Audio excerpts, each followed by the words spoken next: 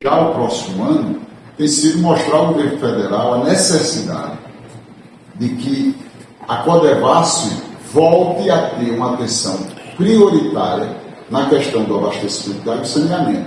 Não desmerecendo as outras áreas que a gente atua, pelo contrário, a gente tem muito orgulho disso, de fazer pavimentação, porque a gente está conseguindo dar mobilidade à população onde a pavimentação chega, escoar a produção de uma maneira melhor. Você imagina, por exemplo, a gente ainda tem muito isso aqui, várias áreas dos perímetros públicos irrigados, dos projetos públicos irrigados, e que o produtor tem todo o esforço de produzir, de plantar, de cuidar, de colher, mas quando vai escoar a produção dele, muitas vezes quando sai da propriedade para fora, é uma estrada de chão por todos os lugares.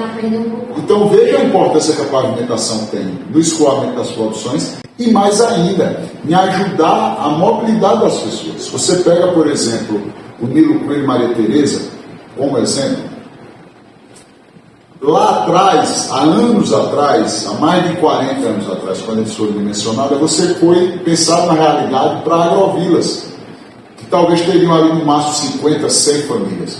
Hoje você tem só dentro do projeto público irrigado, Nilo Coelho e Maria Tereza, uma população de mais de 60 mil habitantes. Essas pessoas não... É uma cidade. Essas pessoas, elas estão ali, então... Não é porque elas estão dentro de um projeto de irrigação pública que elas têm que viver dentro da dinâmica só da irrigação. Aquelas pessoas precisam de mobilidade para ir trabalhar, aquelas pessoas precisam de mobilidade para os serviços públicos chegar, seja a ambulância, seja o bombeiro, seja a polícia, seja o transporte escolar. Então veja que você tem, não vou dizer problema, mas situações que estão sendo criadas que a forma que nós vamos atuar é que vai fazer a diferença. Você acha que faltou se pensar nisso lá atrás, quando se criou os projetos? Isso é óbvio, mas também penso o seguinte, e crescendo. Lá atrás você tem uma realidade totalmente diferente da de hoje. Se você for pegar a origem dos perímetros públicos irrigados, por exemplo, há 50 anos atrás, quando eles foram imaginados, ele era como uma forma até de colonizar, por isso o nome colônia. Para evitar o êxodo, inclusive, da região nordeste para o sul, por conta das secas, por falta de oportunidade, de renda, de trabalho. Então, a própria essência do que foi imaginado para os projetos públicos de irrigação foi mudando. Isso. Quando lá atrás era pensado para pegar famílias que estavam em extrema dificuldade por conta da seca, numa situação sem nenhuma dignidade, e colocar dentro de um lote, vamos dizer assim, era para que ela pudesse subsistir e permanecer para investir, para gerar investimentos que virem negócio. Então ficar, e se for ficar lá onde está a propriedade, tem que ter condição de, Exato. De mobilidade. E aí, senhora, respondendo também, você imagina o seguinte, quando a gente fala da dinâmica que a Codevasf foi tendo nesses últimos anos, principalmente a partir da junção do Ministério do Desenvolvimento Regional com das cidades, que passou a ter uma capilarização maior nessas áreas, como você falou, pavimentação, equipamentos e tal, e que é importante, mas o foco talvez é que foi dado muita carga nisso. Isso. E a gente pretende que isso continue. Veja, hoje a gente sabe que a Codevasf conta com a confiança dos parlamentares de toda a área em que ela atua. Aqui em Pernambuco nós temos, inclusive, muita gratidão a toda a parceria que é feita com os parlamentares federais, com os senadores do nosso estado, porque eles também viabilizaram emendas, recursos para que a gente possa executar ações, é muito importante. E a gente quer continuar nesse sentido, quer potencializar, a gente tem talvez um fino trato, uma possibilidade até pela relação que a gente já tem com grande parte dos parlamentares, de buscar realmente ir aos parlamentares e conversar, construir, mostrar também dentro da nossa dinâmica o que é que a gente pode atuar para fortalecer os municípios, as regiões do nosso estado. E isso talvez traga também, aí eu estou falando da nossa gestão, não posso falar das anteriores, traga também uma certa comodidade da gente poder avançar mais em ações, mas também mostrando ao governo federal que existem algumas ações que tem que sim ser responsabilidade dele. Você imagina, por exemplo, o saneamento. Quando o não governo... depender só das igrejas. Não depender só dos parlamentares. Os parlamentares serem parceiros como são nossos, mas que o governo também tem um direcionamento de recurso federal para algumas ações em algumas áreas estratégicas. Se você pega, por exemplo, o saneamento. Isso. Qualquer governo que investe em saneamento já é tecnicamente comprovado. Se ele bota R$1 para fazer uma obra de saneamento, ele está economizando no futuro R$4 na área de saúde. Porque quando você leva saneamento, você está levando dignidade, você está levando melhor condição de mobilidade, mas, sobretudo, você está levando mais saúde.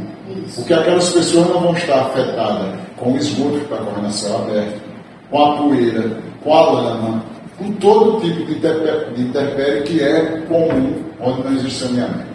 Se a gente faz a parte de abastecimento de água, a gente tem também, além de atender algo que é um direito divino, né? A gente costuma dizer que você pode até viver sem comida, agora sem água você morre mais rápido. Aí, quando a gente traz esse apanhado, eu sei que existe muita dificuldade, principalmente nessa nossa região, do sertão, né, parte do Agreste, de ter uma infraestrutura de segurança hídrica. A gente quer mostrar ao governo também que é possível que a gente possa contribuir nessa política pública. Porque você imagina, hoje a gente tem quase todos os municípios, se não todos, da nossa área de atuação, dos 73, com algum tipo de deficiência hídrica. Aqui na região você deve conhecer enormemente a realidade petrolina, que apesar de estar na beira do rio, grande parte da população não tem o abastecimento de água. Eu fui numa comunidade ali perto da Serra da Santa, 6 quilômetros. Exato.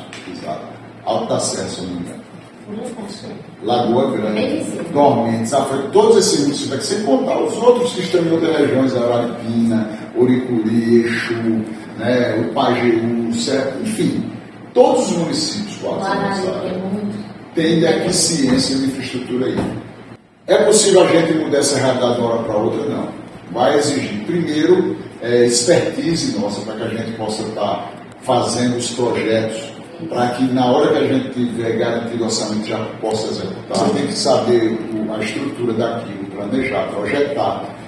Mas a gente tem buscado dar esse olhar, principalmente ao governo federal, para que a gente possa avançar nessa área. Porque quando você investe também na infraestrutura hídrica, você está deixando de gastar no que é emergencial.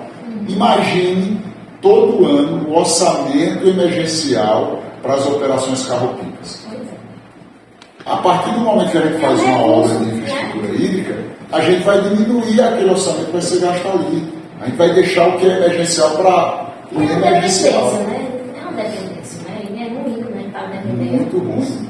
Não, você foi aqui em Brasília, você conseguiu, nessa nova retomada do programa de aceleração, incluir essas ideias ou ações já para quem poder dar resposta? Porque a Codevasf fazer isso nos governos anteriores do PT, do Dilma, de Lula, eu mesmo participei da ordem de serviço de saneamento, da Probó, grande parte grande parte das obras de saneamento e abastecimento aqui na nossa região foram da época do PAC 2. Infelizmente, pelos sucessivos problemas que todos nós sabemos, foram paralisadas e a gente agora traz junto com o governo federal, né?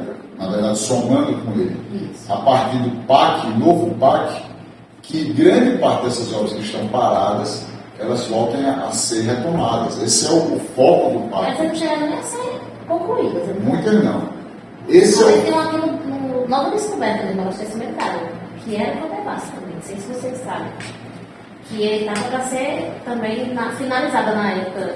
Algumas estão sendo finalizadas, mas, digamos, não foi no prazo que se planejava. Isso. Mas o PAC novo agora do governo do presidente Lula, ele tem uma importância muito grande, porque ele vai retomar grandes obras de infraestrutura que estavam paradas e que precisam ser concluídas para melhorar tanto a questão do atendimento àquela localidade, mas também porque é um desperdício de dinheiro público. Você imagina, obra parada é dinheiro que foi gasto ali até onde ela foi e deixou de ser produzido. Então, o governo Lula tem estado muito atento a isso. A expectativa é que as maiores obras necessárias para o governo entrem nesse PAC agora, já entraram, na verdade, né? Mas a gente tem mostrado isso.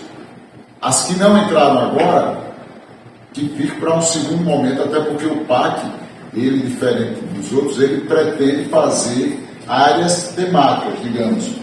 Já nos foi... Foram os eixos, né? Vários eixos.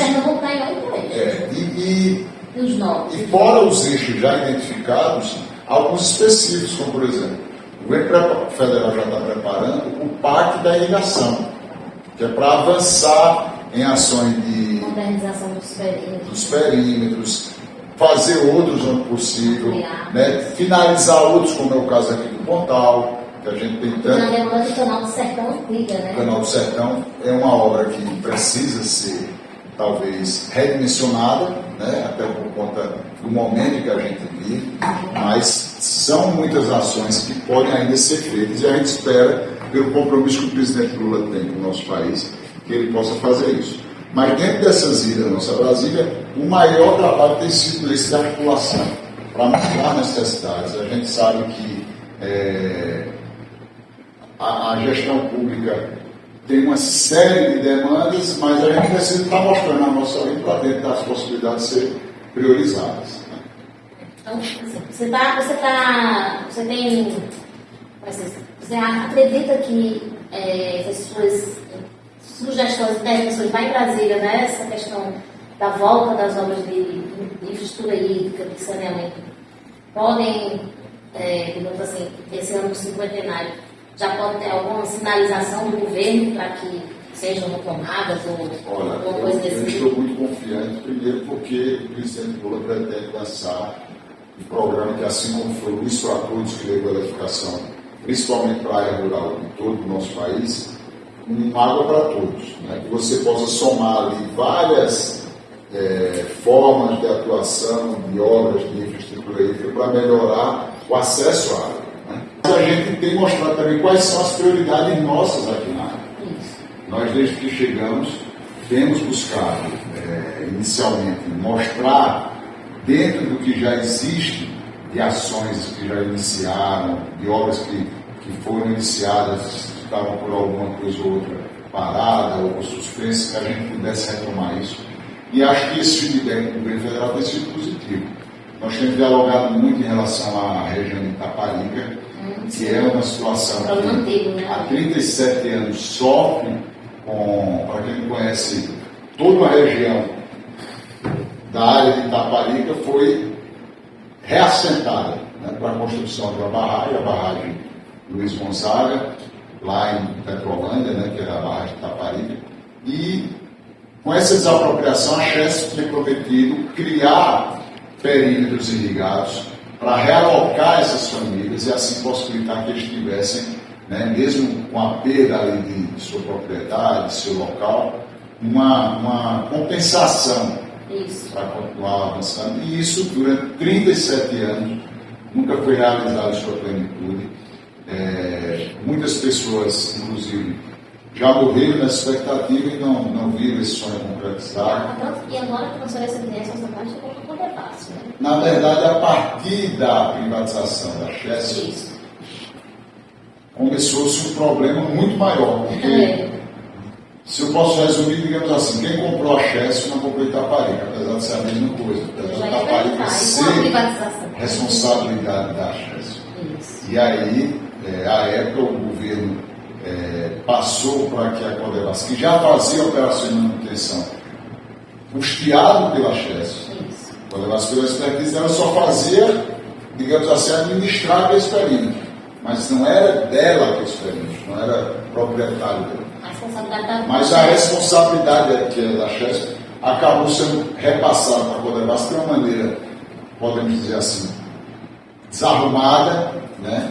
E aí, cotidianamente, em períodos e períodos, a gente tem problema orçamentário e financeiro, mas, apesar dos pesares, a gente crê que com o intuito de buscar soluções, tanto aqui da gente da terceira superintendência, da Codevasf Nacional também, quem se debruçar sobre isso, e principalmente das pessoas que estão na região de Taparica, os políticos, as lideranças que lá estão, a gente possa tentar mostrar ao governo federal, a partir de agora, até porque o orçamento do governo do presidente Lula só começa agora, a partir de 2024, que a gente possa, sim, apresentar soluções para aqueles terrenos, não sei, na verdade, que dimensione também a importância que eles têm. Como é que você já está pensando, né, a toda a equipe aqui, né, da Codevasf, que são profissionais de extrema excelência, que eles são realmente muito bons no que eles fazem aqui, isso aí todo mundo,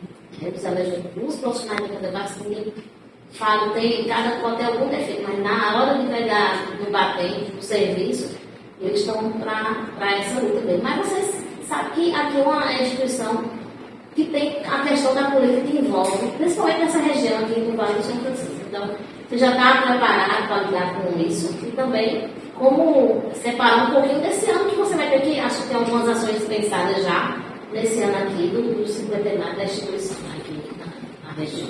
Eu acho que especificamente aqui na região petrolina, pelo fato da Codevasf já estar há 49 anos, né, digamos, ser uma instituição, uma organização, uma companhia federal que está presente na vida das pessoas, talvez possa ter essa questão de certa maneira, um impacto na política as ações da Codevasf. A nossa missão aqui ela é muito simples. A gente é governo federal. O governo federal não tem partido A, partido B. O governo federal, nosso objetivo é atuar para a melhoria da qualidade de vida das pessoas, para garantir trabalho, renda, emprego, ações que possam fazer o nosso país avançar. Eu acho que a nossa missão aqui, e digo isso com toda tranquilidade que posso passar para os seus ouvintes, seus telespectadores, é que a Codevasf é um instrumento do povo brasileiro e aqui especificamente do povo da nossa área de atuação. Em nenhum momento ela vai balancear por algo ou outro. Ela sempre vai fazer o trabalho focado no desenvolvimento das nossas regiões, das nossas áreas de atuação.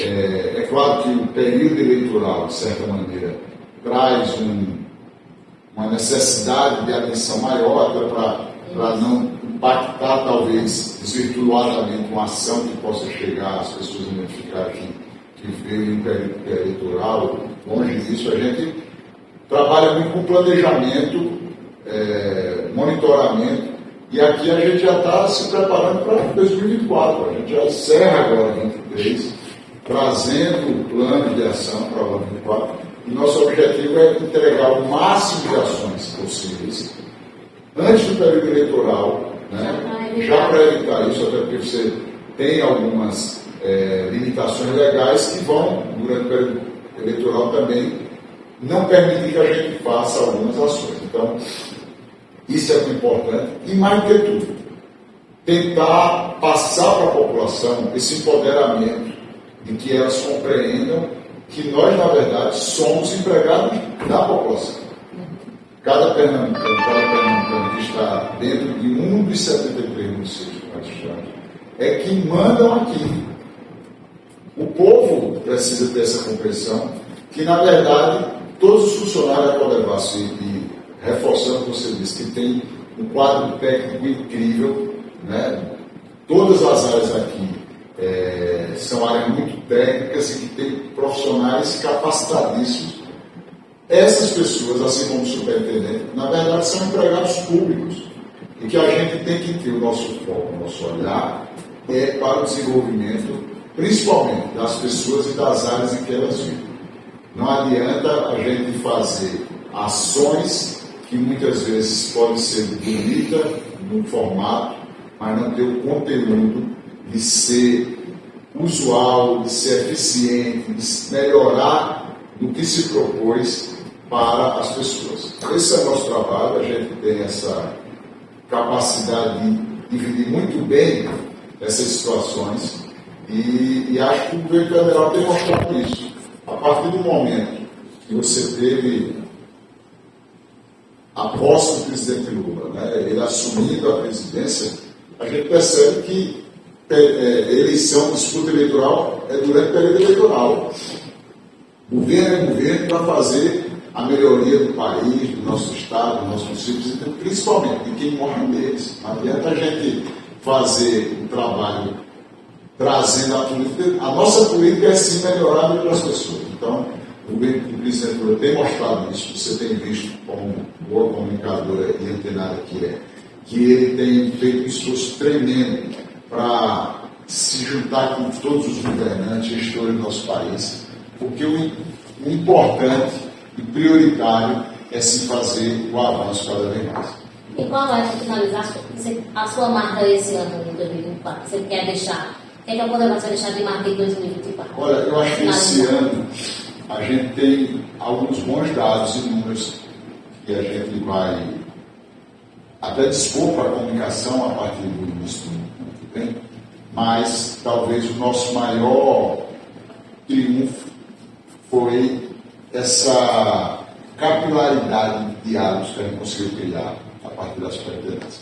A gente tem buscado ampliar cada vez mais o diálogo com os movimentos sociais, o diálogo com os setores produtivos. Retomou, né? Você quer dizer? Né? Na verdade, retomou. Você não vai dizer não, mas a gente criado um sentimento também de fortalecimento interinstitucional, isso, com o Univasf, com o Embrapa, com o INCRA, com IEFs, com prefeitos, porque, veja, nós temos que ter a compreensão, e acho que o Brasil está retomando essa compreensão, esse entendimento, de que ninguém chega sozinho em canto nenhum. Ou todo mundo dá as mãos e caminha junto, ou as coisas nunca vão avançar na medida correta. E esse resultado dessa ampliação, dessa retomada, como você colocou, ele se traduz em dados. A partir do momento que você vai fazendo um trabalho que vai nos permitindo ter essa amplitude também de parceiros, a gente vai conseguir entregar melhores resultados. Por exemplo, da nossa chegada em agosto para cá, nós conseguimos fazer um número de entregas, só para dar um dado, na área, por exemplo, de equipamentos. Um número recorde em 4 meses, de quase 40 milhões de equipamentos entregues a municípios, cooperativas, associações, em mais da metade da nossa área de atuação. Ações de potencializar obras que são muito importantes para a gente, né, mostrando a importância para o governo federal. Eu vou dar um exemplo. O Pontal, que todo mundo aqui da região do Vale conhece. Nós, esse ano, pudemos, em um tempo recorde também, graças ao trabalho e esforço da comissão que a Codevasf criou, como também da comissão dos usuários do Pontal, fazer a criação, tanto do Estatuto como a eleição também do Distrito do Pontal, pretende concluir até 2026. Desde a nossa chegada aqui, mostramos ao governo federal que é algo importantíssimo. Está paralisado? Não, está sendo tocado, o governo federal. Quando você chegou, quando o governo assumiu, estava paralisada ou não? Sim, ela já estava funcionando, né? Tinha algumas dificuldades orçamentárias, mas ao longo desse ano foi viabilizado e ela está em andamento, né? Parou agora a semana por conta do recesso também, mas o governo federal, inclusive, centralizou, chegou até hoje, inclusive, 10 milhões para que a gente continue trabalhando ela. É uma obra aí que se estima ainda que falte algo em torno de 100 milhões para a conclusão, mas que a gente pretende chegar em 26 com essa obra pronta, porque quando todo o projeto Pontal estiver em funcionamento, né, digamos, produzindo, é algo em torno de 1,2 bilhões a mais de produção aqui na região do Vale. Então, veja que isso é mais emprego, é mais renda, é mais condição da gente poder ter investimentos que vão melhorar a qualidade de vida do nosso povo. Tem muito para se fazer, por exemplo, só pegando esse... Muitas vezes a gente se debruça muito por você está falando aqui nessa região, mas tem muitos problemas e coisas que a gente precisa dinamizar. Mas você falou lá em Itapaí, eu já ia também.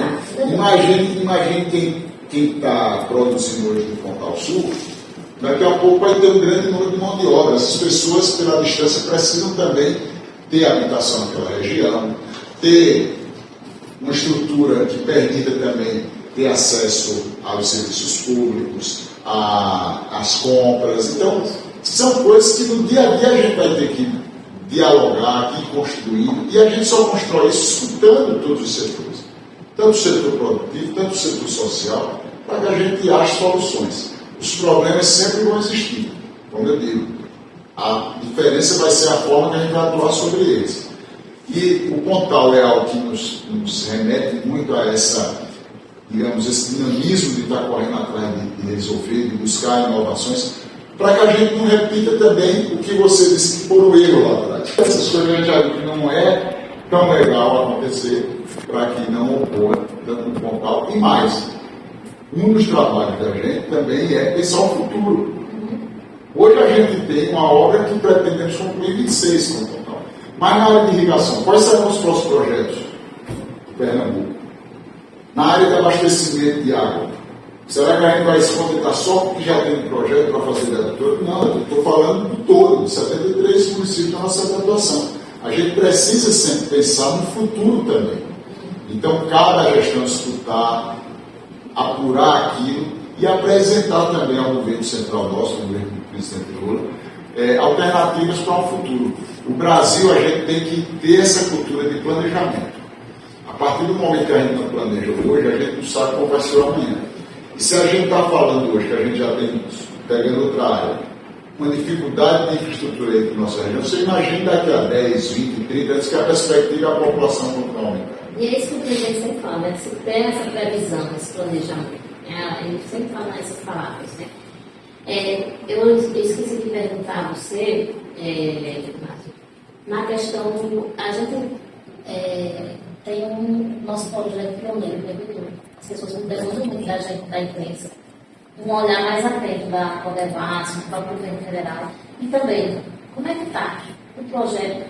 Não existe uma forma da Codevasf ter o seu próprio orçamento? Já existe alguma discussão em torno disso?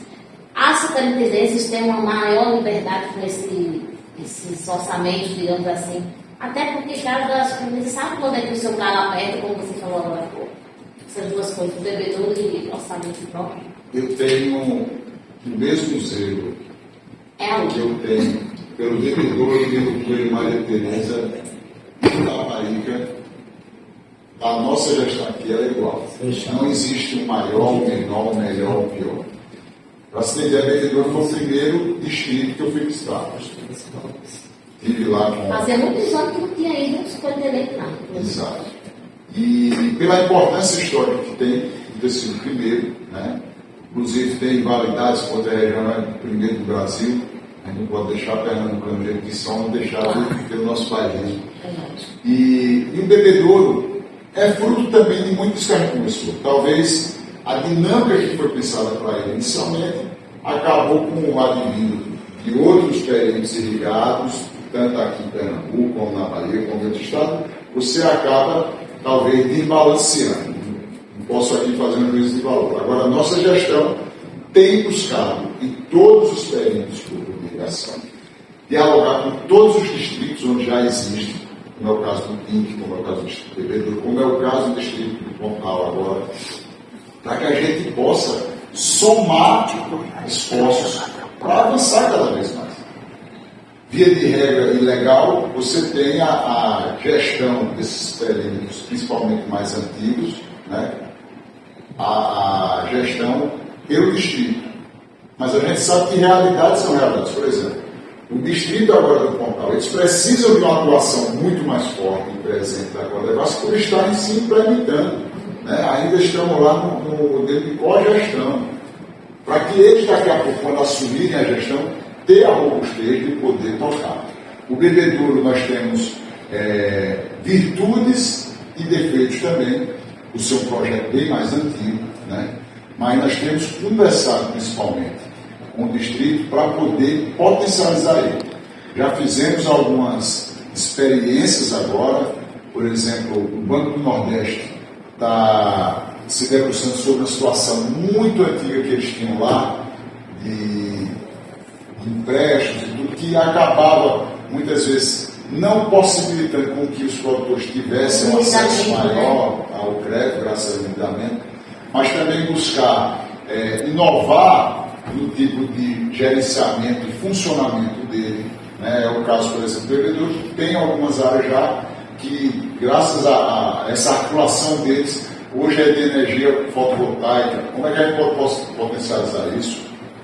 Como é que a gente pode ajudar a tornar ele mais produtivo? Hoje você tem ainda uma série de áreas lá que não estão com a produção plena. Então, são coisas que o diálogo e a articulação, esse contato permanente é que vai fazer a gente avançar.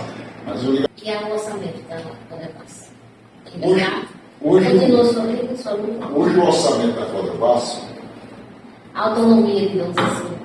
Durante essa mudança, né, de estruturação da Codevasf, essa ampliação dela, a gente tem ao longo dos anos tido alguns problemas com orçamento discricionário, né, que, digamos, são aqueles que, a partir da realidade de cada região, a superintendência podia, não, aqui talvez seja maior saneamento, seja mais produtivo, não seja revitalização. Isso é uma situação que, de certa maneira, todo governo sofre. Né? O orçamento, cada vez mais, a gente sabe, é apertado, é arrochado. A gente tem buscado construir essas parcerias, seja com o governo federal para ampliar o nosso orçamento, seja com a nossa sede para dar uma priorizada maior, seja com os parlamentares que são apoiadores e parceiros tremendos, para que a gente tenha cada vez mais orçamento. Independente de onde vem, o que a gente quer é poder contribuir, lutar e dinamizar a atuação nossa para chegar na vida das pessoas, para que seja a Codevasf trabalhando para a vida dos pernambucanos. Deixa a mensagem, né? Deixa eu deixar a mensagem aí. Pode deixar, Feliz ano novo, né? Que a gente tem um ano de esperanças renovadas. A gente sabe que todos nós passamos por muitas dificuldades esses últimos anos. A gente está num momento agora de se recompreender com o povo brasileiro, sabendo que somos um só. Né? Não existe o Brasil do Nordeste, não existe o Brasil do Sul, nós somos um povo só. E que é importante a gente saber, mais do que tudo, que além de termos um governo que olha como um todo, que busca dinamizar ações para melhorar nossas vidas, melhorar as estruturas de cada região, mas que também nós tenhamos a nossa responsabilidade como cidadãos que somos, no que a gente pode ajudar. A gente, claro, tem muitos direitos, mas também a gente tem deveres, e o dever nosso é buscar construir cada vez mais uma sociedade que seja fraterna, que tenha justiça social, porque se eu cresço, mas o meu vizinho não cresce, isso não é crescimento. E se todos nós crescemos, mesmo que seja pouquinho, aí sim a gente vai ter uma cidade melhor, um estado melhor e um país melhor. Então, dessa maneira, eu desejo um ano novo renovado para cada um e cada uma de nós.